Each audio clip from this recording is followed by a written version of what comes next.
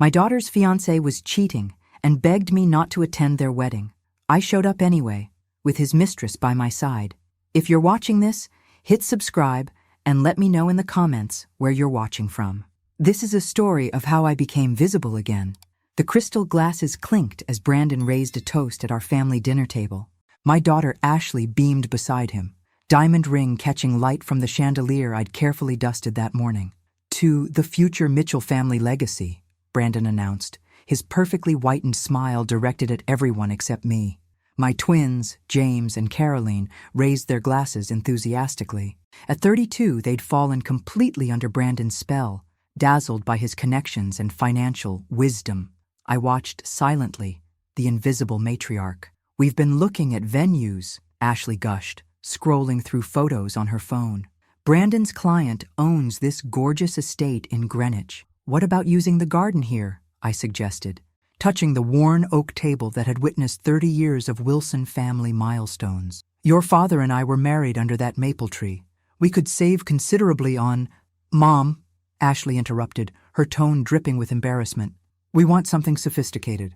Brandon has connections, and he wants something that reflects his image." The table fell silent. My suggestion hung in the air like an unwelcome odor.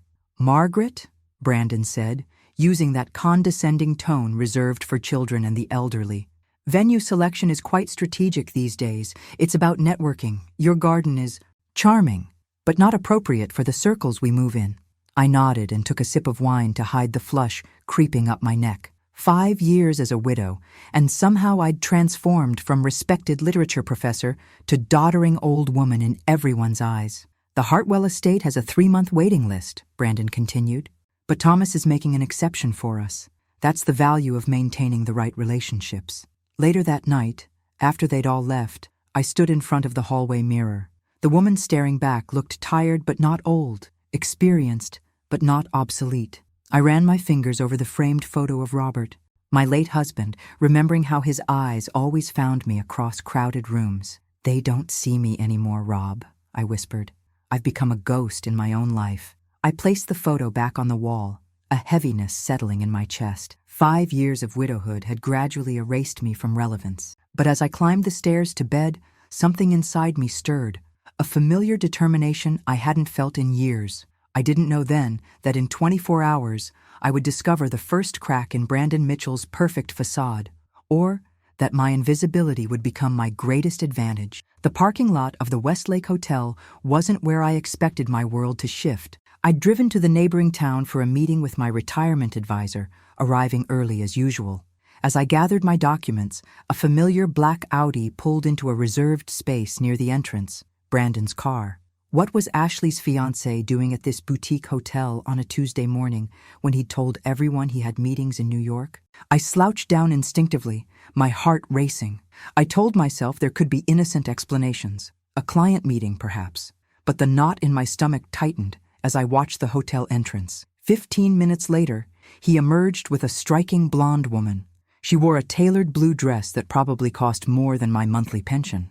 Their body language told a story that needed no interpretation. The intimate way his hand rested on her lower back, how she reached up to straighten his tie. Then they kissed. Not a friendly peck, but the kind of kiss that belongs behind closed doors. My hands trembled as I fumbled for my phone, managing to capture a blurry photo as they separated. The woman whispered something in his ear that made him laugh before sliding into a silver Mercedes.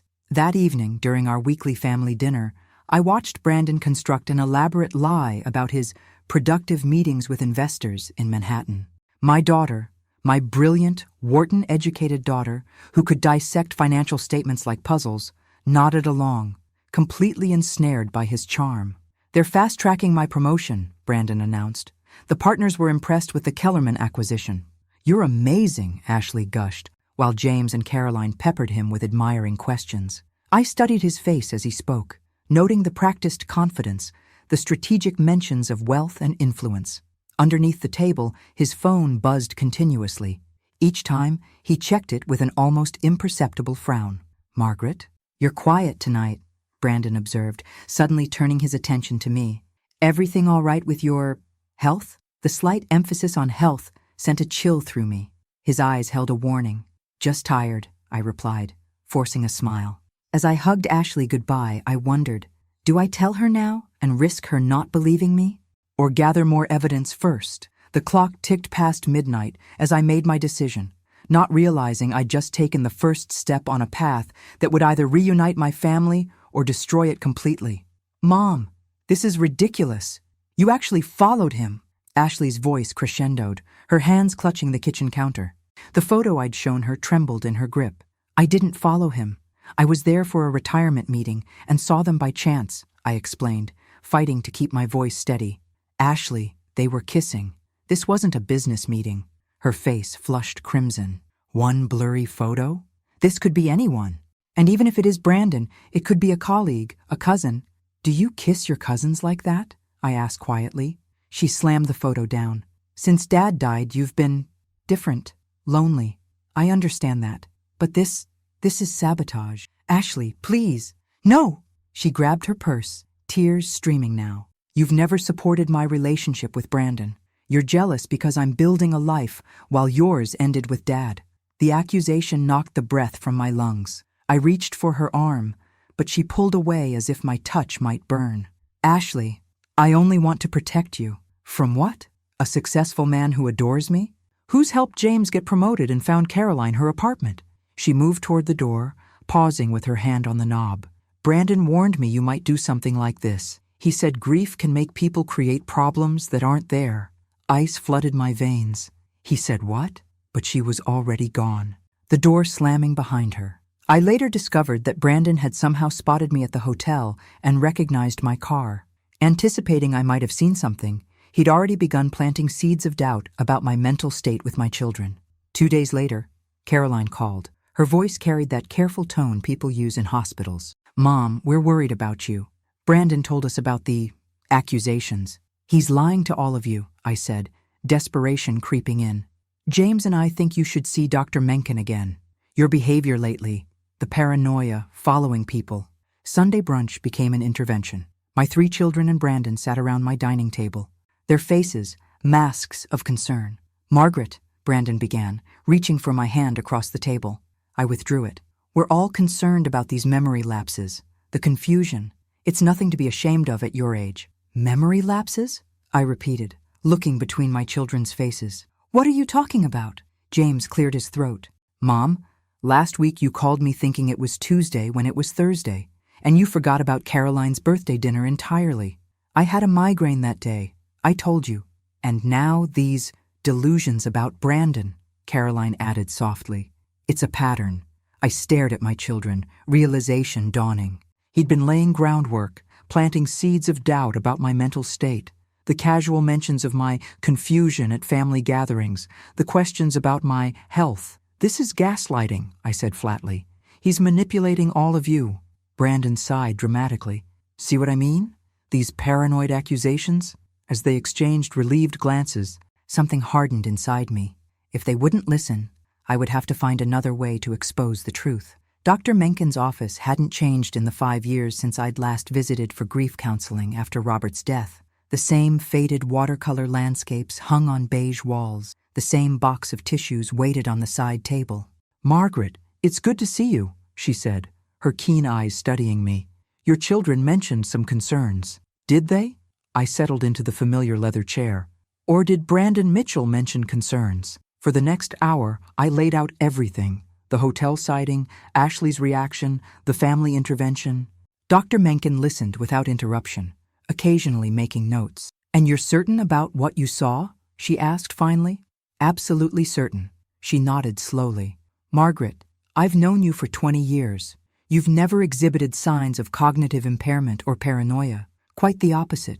You've always been exceptionally observant and rational. Relief washed over me. So you believe me? I believe you believe what you saw, she said carefully.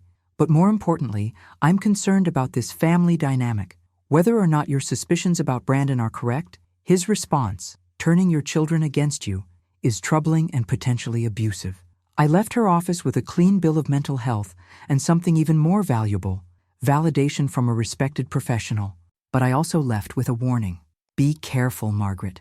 If he's this manipulative, confronting him directly could escalate things. That afternoon, I visited the university library where I'd once taught.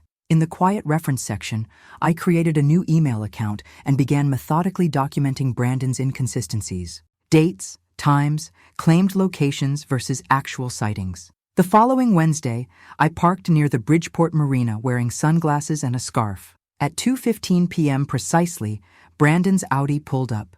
The blonde woman, now familiar, greeted him with a passionate embrace before they boarded a sleek yacht named Fiscal Fantasy.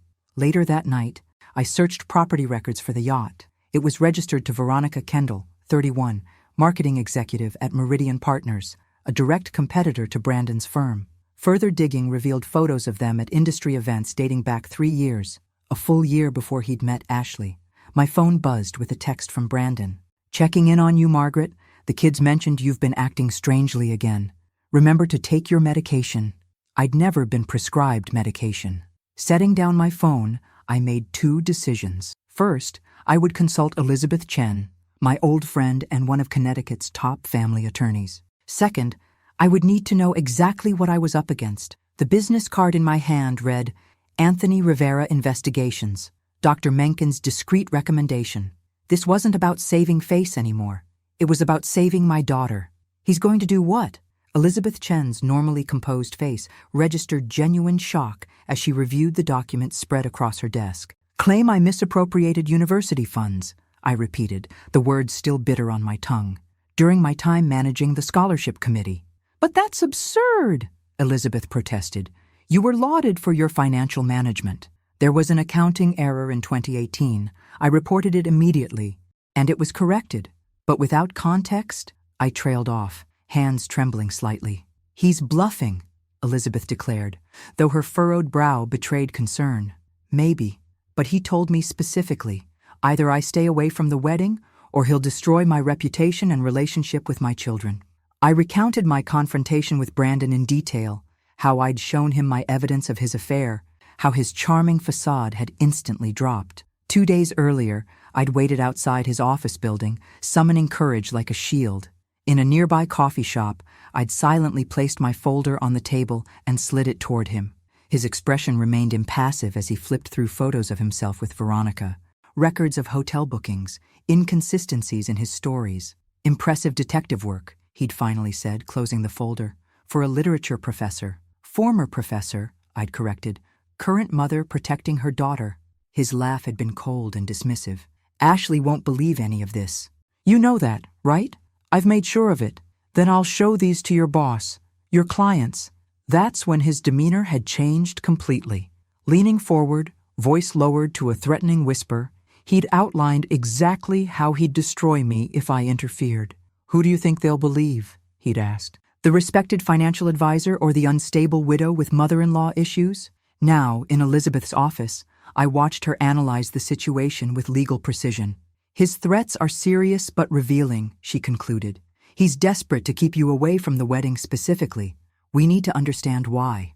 The next morning, Anthony Rivera's preliminary report provided the missing piece. Brandon Mitchell had extensive gambling debts concealed through a labyrinth of accounts. More disturbingly, he'd researched Ashley's trust fund in detail, the inheritance from Robert that would become accessible after marriage. "He's marrying her for money," I whispered. The truth finally crystal clear. That afternoon, I made my most difficult decision yet. I drafted a brief email to Veronica Kendall, requesting a meeting. The reply came within hours. "Ocean View Park, tomorrow, 10 a.m. Come alone." At the park, she was already waiting, elegant, poised, and visibly hostile. "You have exactly 5 minutes," she said as I approached the bench. "Then I'm calling security." "Brandon is marrying my daughter for her trust fund," I stated plainly. "What has he promised you?" Her perfectly composed expression flickered momentarily. "You know nothing about our relationship. I know he's been with you for 3 years. I know he disappears every Wednesday to see you, and I know he's lying to both of us." For several seconds, she said nothing, simply studying my face. Then, "Both of us?" I nodded slowly. "I think we have more to discuss than 5 minutes will allow." "He told me your daughter understood our arrangement," Veronica said, stirring her coffee absently. "We'd relocated to a quiet cafe away from curious eyes, that their marriage was a business decision, mutually beneficial visibility for their careers. 3 days had passed since our park confrontation. This was our second meeting. Tension slightly diminished, but suspicion still thick between us. "And you believe that?" I asked, unable to keep incredulity from my voice. Her perfectly manicured nails tapped against the ceramic mug. "Brandon can be persuasive. He has explanations for everything. Like why he needs to marry my daughter when he's been with you for years." A flash of vulnerability crossed her face. "He said the firm would never make him partner if he was involved with a competitor, that we could be together openly after he established himself." I leaned forward. "Veronica, my daughter believes she's marrying for love. She has no idea about you or any arrangement." "That's not possible. He specifically said—" She stopped abruptly, reaching for her bag. From inside, she withdrew a tablet and opened a folder of emails. "Read these." My stomach tightened as I scrolled through Brandon's correspondence with Veronica. In one, dated just 2 months ago, he detailed how he would leave Ashley after accessing her trust fund, describing her as the means to an end. "There's more," Veronica said quietly. She hesitated, then added, "I'm beginning to think we've both been played." She was right. Over the next hour, we compared notes, dates, promises, contradictions. 2 intelligent women who'd been systematically manipulated by the same man, each fed carefully crafted lies designed to keep us isolated from one another. "Why should I trust you now?" she asked as we prepared to leave. "You're a mother protecting her daughter. You'd say anything." "I don't need your trust," I replied. "I just need the truth, for my daughter's sake." 2 days later, my phone rang with an unknown number. "It's Veronica," the voice said without preamble. "Can you meet me tonight? There's something you need to see." At a small restaurant 30 miles from home, safely away from anyone who might recognize us, Veronica handed me a USB drive. "Financial records," she explained. "Brandon used my computer last month. He forgot to close everything." At home that night, I reviewed the files with growing horror, spreadsheets detailing Ashley's trust fund, plans for accessing the capital, offshore accounts ready to receive transfers. More damning were records of Brandon's existing debts, hundreds of thousands owed to less than reputable creditors. The picture was clear. Brandon Mitchell was not just a cheater, but a financial predator. The next morning, I called Elizabeth Chen and Anthony Rivera. We needed a strategic approach now. Emotions wouldn't save Ashley. "We need leverage," Elizabeth advised, "something that would make him walk away voluntarily." "The gambling debts," Rivera suggested. "His creditors wouldn't appreciate knowing he's about to access substantial funds." "No," I said firmly. "Threatening him with dangerous people puts everyone at risk. There must be another way." As I hung up, a notification appeared on my phone. A family dinner invitation from Ashley. The message read, "Important pre-wedding discussions. Brandon insists you attend, Mom. He's worried about your health and wants to help." I stared at the phone, understanding the implied threat. He was watching me, testing me. The countdown to confrontation had begun. What Brandon didn't realize was that he was no longer playing chess with just one opponent. Now there were 2 of us, and we'd finally learned the rules of his game. "You're doing what?" Anthony Rivera's normally impassive face showed genuine alarm across the booth of our now regular meeting place, a diner 50 miles from home where no one knew me. "Accepting Brandon's invitation," I repeated, stirring my untouched coffee. "Appearing compliant is our best strategy." "It's a trap," Veronica said flatly. In the 3 weeks since our first hostile encounter, she'd become an unlikely ally. Today she wore minimal makeup and casual clothes, a deliberate departure from her executive appearance. "Of course it's a trap," I agreed. "He's testing whether I'll follow his ultimatum to stay away from the wedding. If I appear defeated now, he'll lower his guard." Rivera shook his head. "Too risky. He's already convinced your family you're unstable. This dinner gives him another opportunity to reinforce that narrative." He wasn't wrong. The family dinner tonight would be a minefield, especially with the bombshell I'd discovered yesterday. "There's something else you both need to see," I said, sliding an envelope across the table. Inside were documents Rivera had uncovered about Brandon's past, specifically 2 previous engagements that had ended mysteriously, both to women with significant financial assets. "Son of a bitch," Veronica whispered, scanning the pages. "He's done this before." "Both women signed NDAs after the breakups," I explained. "Rivera's contact at the court couldn't access the sealed records, but the pattern is unmistakable." "This changes our approach," Rivera said, professional demeanor returning. If we can get either woman to talk, they won't, I interrupted. The NDAs have substantial penalties, but we don't need their testimony. I outlined the revised strategy I'd been developing, one that required perfect timing and Veronica's direct involvement. That night, the dinner unfolded exactly as expected. Brandon, playing the concerned future son-in-law, dominated conversation with barely concealed condescension. "Margaret, we've arranged for a car service to take you to your doctor's appointment next week," he announced over dessert. "We know how challenging driving has become for you." I'd never had issues driving. The fabricated concern was another brick in the wall he was building around me. "That's thoughtful," I replied mildly, noting how James and Caroline exchanged worried glances. "And we've decided it's best if you don't handle any wedding responsibilities," Ashley added gently. "The stress clearly isn't good for you." As the evening concluded, Brandon walked me to my car, a gesture appearing considerate to onlookers, but actually isolating me from the others. "You're being very reasonable, Margaret," he said quietly. "I'm glad we understand each other." "Perfectly," I replied, meeting his gaze directly. His eyes narrowed slightly. "Remember our agreement. The ceremony is at 2 p.m. Your medical tests in Boston are scheduled for noon. The timing is unfortunate." "Yes, quite unfortunate," I echoed, noting the barely suppressed triumph in his voice. Later that night, I sent a brief text to Veronica. "Phase 1 complete. He suspects nothing." Her reply came seconds later. "Richard is on board. Documents prepared. Point of no return, Margaret. Are you certain?" I stared at my reflection in the darkened window. The woman looking back seemed different somehow, more determined than the person I'd been weeks ago. "Absolutely certain," I typed. 2 weeks until execution. "Mom, are you sure you can't reschedule these tests?" Ashley's voice through the phone carried equal parts irritation and concern. "It's my wedding day. The cardiologist had a cancellation. It's the only appointment available for months," I explained, reciting the script Brandon had essentially written for me. "I'm so sorry, sweetheart." 2 weeks had passed since the family dinner. Today marked 1 week before the wedding and the official announcement of my medical emergency that would prevent my attendance. "Brandon says we could postpone the ceremony," Ashley offered half-heartedly. "Absolutely not," I insisted, following the expected role. "Everything's arranged. I wouldn't dream of causing such disruption." After disconnecting, I forwarded the call recording to Elizabeth Chen, another piece of evidence showing Brandon's manipulation.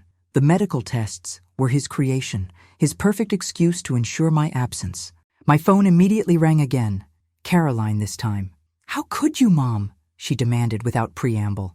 "Missing Ashley's wedding for tests you could schedule any time?" I closed my eyes, absorbing the pain of my daughter's anger.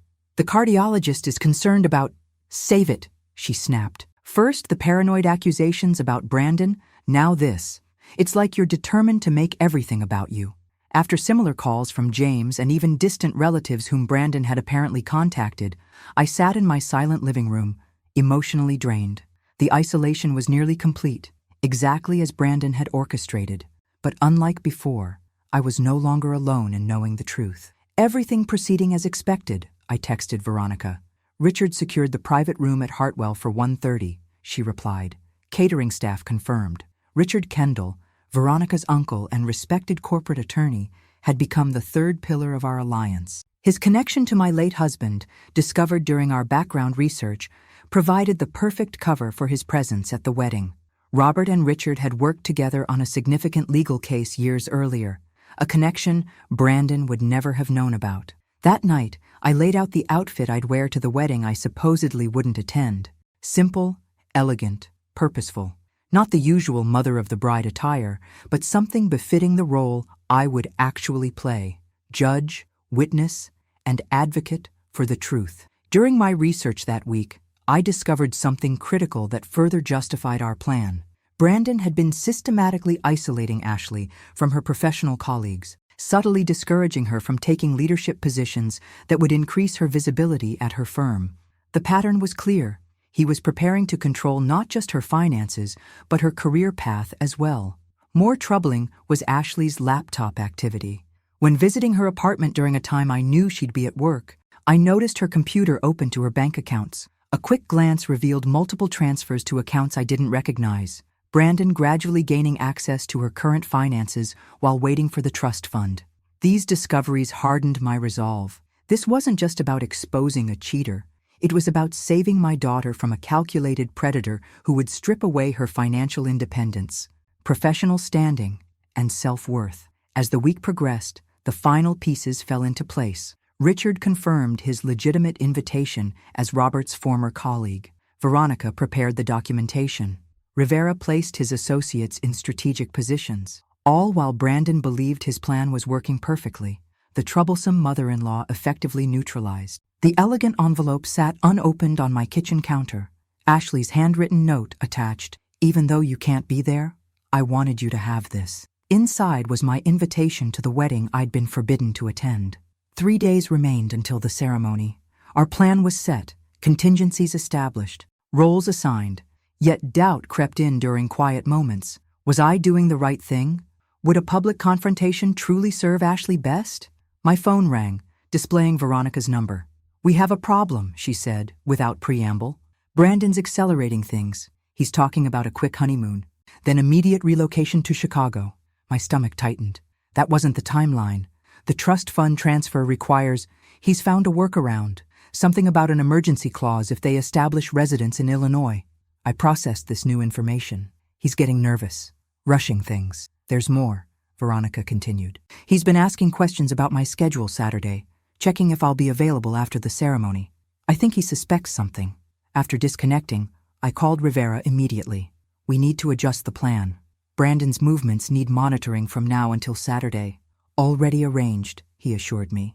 "My associate has been trailing him since yesterday." That evening, I drove to Ashley's apartment, knowing she'd be at her final dress fitting. Using the emergency key she'd given me years ago, I entered silently. This wasn't part of our plan, but maternal instinct demanded one last attempt at a private resolution. In her home office, I placed a sealed envelope in her desk drawer, containing key documents and a heartfelt letter explaining everything. If she found it before Saturday, perhaps the public confrontation could be avoided. As I turned to leave, I noticed a leather portfolio on her desk, Brandon's handwriting visible on sticky notes marking several pages. I hesitated only briefly before opening it. Inside were detailed plans for accessing Ashley's trust fund immediately following the ceremony, with transfers scheduled to begin Saturday evening. More disturbing were notes about selling our family home, listed among assets to liquidate. The home where Ashley had grown up, where Robert had died, where my children's memories lived in every corner. I photographed the documents with shaking hands, then carefully returned everything exactly as I'd found it. This final betrayal, planning to sell our family home without even consulting Ashley, solidified my resolve. The next morning, Rivera's associate confirmed Brandon had visited an expedited passport service and withdrawn substantial cash from multiple accounts. "He's preparing to run," Rivera concluded during our emergency meeting, possibly with the initial trust fund transfer, leaving both Ashley and Veronica behind. Veronica's composed facade cracked slightly. "I've given him 3 years of my life." We adjusted our timeline, moving the confrontation earlier to prevent any possibility of Brandon disappearing after the ceremony. Richard Kendall would now request Ashley's presence at 1 p.m., a full hour before the scheduled ceremony. On Friday, the day before the wedding, Brandon sent me a final, threatening text. "I trust your medical emergency is proceeding as planned. Everyone's so understanding about your absence. Don't disappoint me, Margaret." I didn't reply. There was nothing left to say that wouldn't be better expressed in person. Tomorrow. The Hartwell estate gleamed in the June sunshine, its manicured grounds dotted with white chairs awaiting wedding guests. From our vantage point in Richard Kendall's car, Veronica and I watched the venue's controlled chaos, florists arranging final touches, catering staff moving efficiently, photographer testing angles. "Second thoughts?" Veronica asked quietly, her usual confidence subdued in a conservative navy dress, chosen specifically to avoid drawing attention. "Not about exposing him," I replied, "only about hurting Ashley in the process." Richard checked his watch. "It's time. I'll signal once Ashley's in position." He exited the car, every inch the distinguished attorney in his perfectly tailored suit, invitation in hand. Unlike us, he had legitimate reason to be here, his connection to Robert providing unquestionable credentials. 20 tense minutes passed before my phone vibrated with Richard's message. Conference room secured. Proceeding with Phase 2. Veronica and I entered through the service entrance, where Rivera's advance work had ensured cooperation from key staff. A young event coordinator led us quickly through back hallways to the main building's conference suite. Outside the designated room, Richard waited. She's inside, reviewing the documents as requested. I told her they related to her father's estate and required immediate attention. Brandon? I asked, heart pounding. In the groom's suite, last I checked, but he's been asking about Ashley's whereabouts. The moment I entered the room, Ashley looked up from the papers before her, expression shifting from concentration to shock. Mom? What are you? Her eyes widened further as Veronica followed me in. What is this? Ashley, I began carefully. I need 5 minutes of your time. Just 5 minutes, then you can proceed however you choose. You're supposed to be at the hospital, she said, rising from her chair. And who is she? My name is Veronica Kendall, Veronica answered simply. I've been in a relationship with Brandon for 3 years. Ashley's face drained of color. This is insane. I'm leaving. Wait, Richard interjected, placing a folder on the table. Before you go, look at these documents. They're not fabricated or manipulated. They're official records. Showing what? Ashley demanded, hands trembling slightly. Brandon's plan to access your trust fund immediately after the ceremony, I explained gently. His gambling debts, his offshore accounts, and his relationship with Veronica, which predates your relationship with him. Ashley hesitated, then opened the folder. Her eyes scanned the first page, then moved more quickly through subsequent documents. Some of these transactions, I noticed something strange on my laptop last month when Brandon used it. I convinced myself it was nothing. The door suddenly opened and Brandon appeared, his carefully cultivated charm instantly replaced by cold fury when he saw us. What the hell is this? He demanded, gaze darting between us before landing accusingly on me. Margaret, we had an agreement. Yes, we did, I replied calmly. You threatened to destroy my reputation and relationship with my family if I attended this wedding. But here I am. Brandon's composure returned quickly as he shifted tactics. Ashley, your mother's delusions have escalated, and now she's dragged innocent people into her paranoia. Stop, Ashley interrupted, voice steady despite her pale face. Just stop, Brandon. She held up the financial documents. Explain these. For a fraction of a second, panic flashed across his features before the mask returned. Clearly fabricated. Your mother's obsession with discrediting me has reached criminal levels. The offshore account in the Caymans, Ashley continued. Account number CS729845. I saw it on my laptop when you used it. I'm an accountant, Brandon. I notice these things. Brandon faltered, recognition evident in his eyes. The wedding is canceled, Ashley stated firmly. I'll be speaking with the guests personally. You need to leave, now. Brandon's charm evaporated completely, replaced by cold fury. You have no idea who you're dealing with, he hissed, glaring at me. Actually, it is, Richard interjected. As Ms. Wilson's legal counsel, I've already filed reports with the SEC regarding your financial activities. The blood drained from Brandon's face as the full implications registered. Without another word, he turned and left, the door slamming behind him. In the silence that followed, Ashley turned to me, tears streaming down her face. Why didn't you tell me? I tried, I said softly. Many times. She nodded slowly, remembering. I didn't want to hear it. As I held my daughter, the invisible woman I'd become these past months finally faded away. In her place stood someone stronger, someone who had learned that being seen wasn't nearly as important as seeing clearly. The Sunday morning sun streamed through my kitchen windows, illuminating the family gathered around my old oak table. 8 months had passed since the wedding. That wasn't. The journey back to this moment, casual family breakfast at Mom's house, had been neither quick nor easy. Pass the syrup, please, James requested, spearing another piece of French toast. At his side, Caroline scrolled through her phone, occasionally sharing snippets of news or social media updates. Ashley arrived last, looking rested in a way she hadn't for the entire year of her engagement. Sorry I'm late. The shelter had an emergency intake.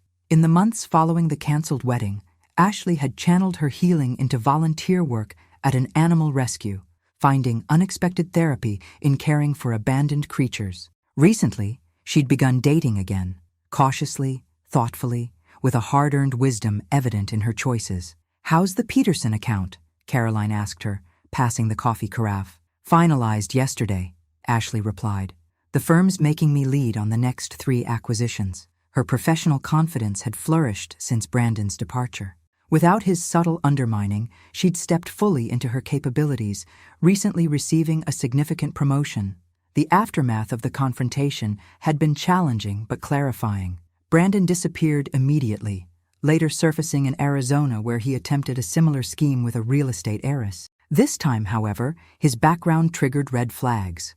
The financial investigations Richard initiated had created a paper trail that followed Brandon, preventing him from ensnaring another victim.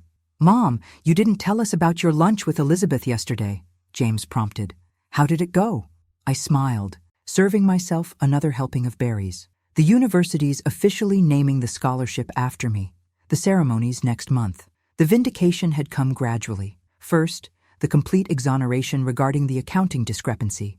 Then, recognition from my former colleagues for my years of service. "Will Richard be attending?" Caroline asked with a knowing smile. I felt a flush creep up my neck. "He's presenting the endowment check." Richard Kendall and I had developed an unexpected friendship in the wake of the Brandon affair. Initially, our occasional meetings centered on legal matters and case updates. Gradually, they evolved into dinners, concerts, and long conversations about literature, law, and life's second acts. "You should invite him to the lake house next weekend," Ashley suggested. "He fits in well with our chaos." As breakfast concluded, Ashley lingered behind while the twins departed for their respective Sunday plans. She helped me load the dishwasher, a comfortable silence between us. "I got another email from Brandon yesterday," she finally said, handing me a rinsed plate. "His lawyer wants to discuss dropping the restraining order." "What do you think?" I asked, careful to maintain my neutral tone. She leaned against the counter, considering. "I think someone who threatened my mother doesn't deserve consideration." "Mom," she said quietly, "I never properly thanked you." "For what?" "For being willing to lose me to save me." Her eyes glistened. "I was so angry at first, humiliated, defensive, but you risked everything, including my love, to protect me." I dried my hands and faced my daughter fully. That's what real love does sometimes, makes the hard choice, not the easy one. Later, as I walked alone in my garden, I paused beneath the maple tree where Robert and I had married. The afternoon light filtered through its leaves, creating patterns on the ground that shifted with the breeze. "You were right, Rob," I whispered. "Our story didn't end when yours did." At 59, I had discovered that invisibility could be shed like an ill-fitting coat, that voice and purpose could be reclaimed at any age, that sometimes the most powerful act wasn't in being seen, but in finally, clearly seeing. Thanks for listening. Don't forget to subscribe and share your story in the comments. Your journey might inspire another queen.